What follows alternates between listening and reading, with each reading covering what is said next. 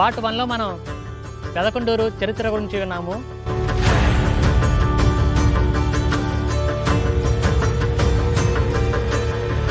పెదకొండూరు గ్రామంలో బ్రాహ్మణ కుటుంబాలు అనేకం ఉన్నా కాపు కులస్తులు ఇక్కడ నివసించేవారు. శాతవాహనుల కాలం ముగిసిన తర్వాత ప్రజలు అనేక గ్రామాలకి వలసలు వెళ్ళిపోయేవారు. అలా వలస వెళ్ళిన వారిలో మొలవంటి వారు, పట్టిన వారు కూడా ఉన్నారు. వీరిద్దరూ వరుసకి బాబా బావమరుదుల వరుస అవుతారు.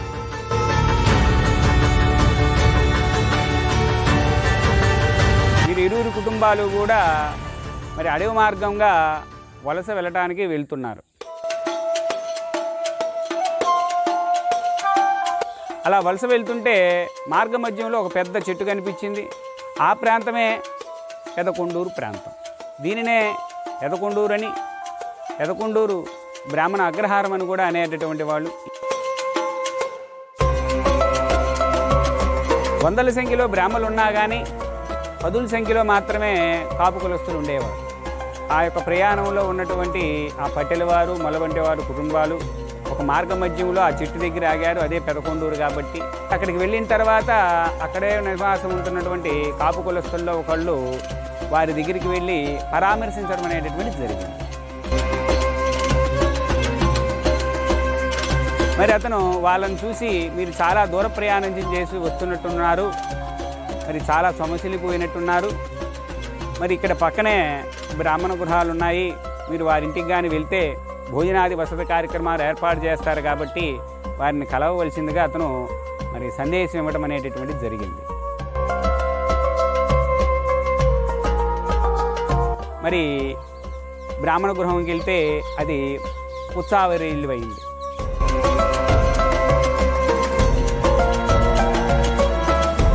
ఆ యొక్క గృహస్థుడైనటువంటి వారు పుచ్చావారు మరి వీళ్ళని చూడంగానే చాలా సంతోషించి అతిథి మర్యాదలు చేసి మరి వారికి కావలసినటువంటి సౌకర్యాలన్నీ కూడా ఏర్పాటు చేసి భోజనాది కార్యక్రమాలు ఇత్యాది కార్యక్రమాలన్నీ కూడా ఏర్పాట్లు చేసి మరి వారికి విశ్రాంతి తీసుకోవడానికి ఒక ప్రదేశాన్ని కూడా వారికి చూపించడం అనేటటువంటిది జరిగింది. అలాగే మధ్యాహ్న సమయం వరకు కూడా వారు విశ్రాంతి తీసుకొని మరలా వారిని పుచ్చావారిని మరి ప్రత్యేకంగా విన్నపాన్ని చేశారు. అయ్యా, సాయంత్రం కూడా రాత్రి కూడా ఇక్కడే బస ఉంటాం కాబట్టి మరి ఇత్యాది భోజనాది కార్యక్రమాలన్నీ కూడా ఏర్పాట్లు చేయవలసిందిగా వారు కోరితే వారు ఏర్పాటు చేయటం జరిగింది.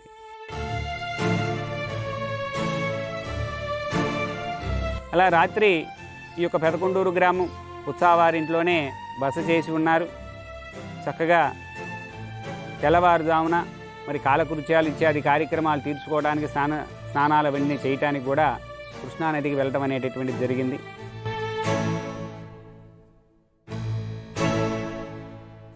మరి వారి ఇరువురు కూడా ఈ ప్రాంతాన్ని, ఇక్కడ ఉన్నటువంటి ప్రజల్ని ఆ రోజు చూసినటువంటి వారు మరి ఎక్కడికో వెళ్ళి మనం కష్టపడేదానికంటే ఇక్కడే ఉండి ఈ యొక్క బ్రాహ్మణ గృహాల వద్దే ఏదైనా మరి పని ఇస్తే వారు ఆ పని చేసుకుంటూ ఈ యొక్క గ్రామంలోనే స్థిరపడాలనేటటువంటి ఒక నిశ్చయానికి రావడం అనేటటువంటిది జరిగింది.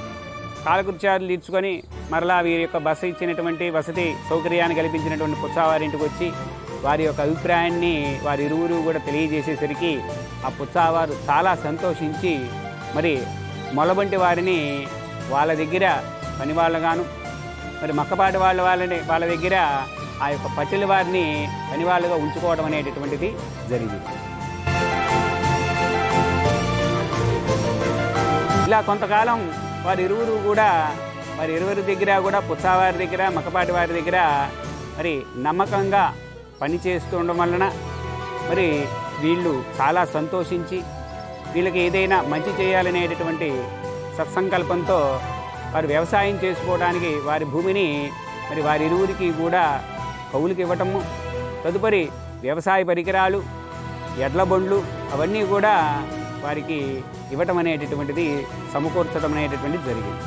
మరి వారు ఇచ్చినటువంటి పరికరాలన్నింటినీ కూడా చాలా చక్కగా సద్వినియోగం చేసుకుంటూ మరి ఒక రోజున ప్రాతకాలం నుండే వీరిరువురు కూడా ఎడ్ల బండి కట్టుకొని వ్యవసాయం చేసుకోవడానికి వ్యవసాయ భూమికి వెళ్తున్నారు. మరి బండి మీద వెళ్తూ ఉన్నారు. మరి వారిరువురికి కూడా మైకం రావడం అనేటటువంటిది జరిగింది. చాలా దూరం వెళ్ళిపోయారు. ఆ ఎడ్లు కూడా చాలా దూరం తీసుకెళ్ళిపోయాయి. అలా తీసుకెళ్ళి ఒక పెద్ద చెట్టు కింద ఆ యొక్క ఎడ్ల బండిని ఆపడం అనేటటువంటిది జరిగింది. అలా అయిపోయిన తర్వాత చాలాసేపటికి వీళ్ళకి స్పృహ రావడం అనేటటువంటిది జరిగింది. మరి ఆ స్పృహ వచ్చేసరికి కను చీకటి ఏర్పడింది. అలా చిమ్మ చీకట్లు ఏర్పడ్డాయి. మార్గం తెలియక ఎటు వెళ్ళాలో తెలియక వాళ్ళు ఆ రాత్రికి అక్కడే ఉండాలని నిశ్చయించుకొని ఆ యొక్క వాళ్ళ దగ్గర ఉన్నటువంటి ఆ చొప్పను తీసుకొని అగ్ని జ్వాల చేసుకొని ఆ జ్వాలలోనే ఆ వెలుతురులోనే ఆ రాత్రి మొత్తం కూడా అక్కడే గడపడం అనేటటువంటిది జరిగింది. మరి అలా రాత్రి సమయం గడుస్తోంది. తెల్లవారుజామున బ్రాహ్మీ ముహూర్తం సమయానికి వాళ్ళకి ఎదుట ఒక పండు ముసలాం కనిపించడం అనేటటువంటిది జరిగింది. వారిని చూసి వాళ్ళు భయపడుతూ ఉంటే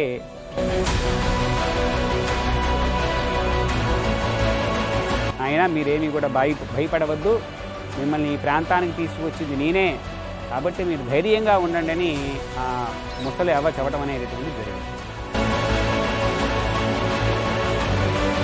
చుట్టూ సమీపంలోనే చాలా పెద్ద పెద్ద పుట్టల యొక్క సమూహం ఉన్నది. మరి ఆ యొక్క పుట్టలలో నాగుపాములు బుసలు కొడుతూ ఉంటాయి. అది మీరు చూస్తే మాత్రం మీరేవి కూడా అధైర్యపడవద్దని ఆ ముసలవ్వ చెప్పడం అనేటటువంటిది జరిగింది.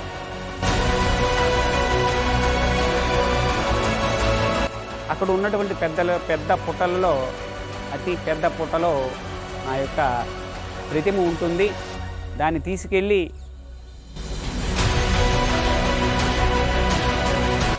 మీ ఊరి యొక్క పొలిమేరలలో మరి ప్రతిష్ఠించి పూజాది కార్యక్రమాలు చేస్తే మీ యొక్క గ్రామము దినదినాభివృద్ధి చెందుతుందని ఆమె చెప్పి కనుమరుగవటం అనేటటువంటిది జరిగింది.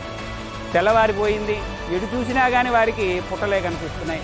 ఆ పుట్టలను చూసి చాలా భయపడిపోయారు. అప్పచెప్పినా కానివ్వండి.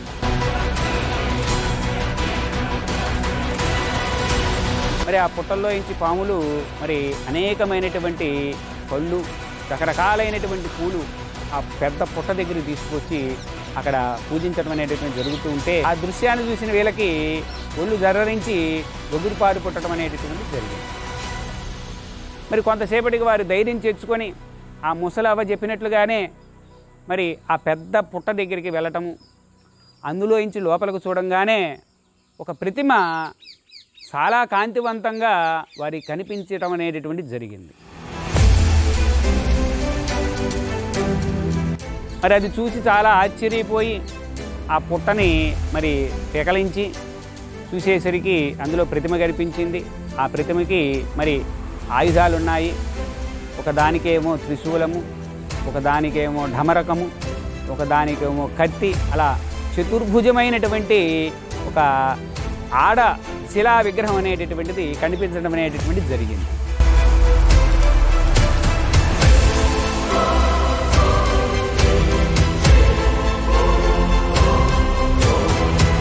ఆ ప్రతిమను తీసుకున్నారు. ఆ ప్రతిమ పక్కనే కొన్ని మట్టి పాత్రలు కూడా ఉండటం అనేటటువంటిది జరిగింది.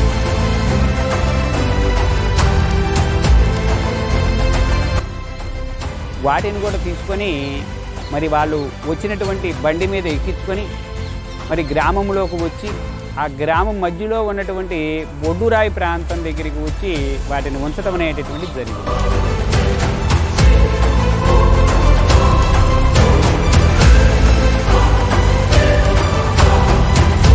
ఈ వీడియో మీకు నచ్చినట్లయితే లైక్ చేయండి, షేర్ చేయండి, సబ్స్క్రైబ్ చేయండి. ఈ కొండ ఊరు కొండూరుగాను పెదకొండూరుగా విస్తరించింది. ఇలా విస్తరించే సమయంలో మరి వీర్లపాలెం, దానినే వీరులపాలెం అనేటటువంటి వారు యుద్ధ సమయంలో మరి అక్కడ వీరులను తయారు చేసేటటువంటి వారు, యుద్ధ సామాగ్రి కూడా అక్కడ తయారు చేసేవారు కాబట్టి దానిని వీరులపాలెం అనేవాళ్ళు. తర్వాత మన చుట్టుపక్కల గ్రామం అయినటువంటి చిన్నపాలెం కూడా ఈ యొక్క పెదకొండూరు గ్రామంలోనే కలిసి ఉండేది.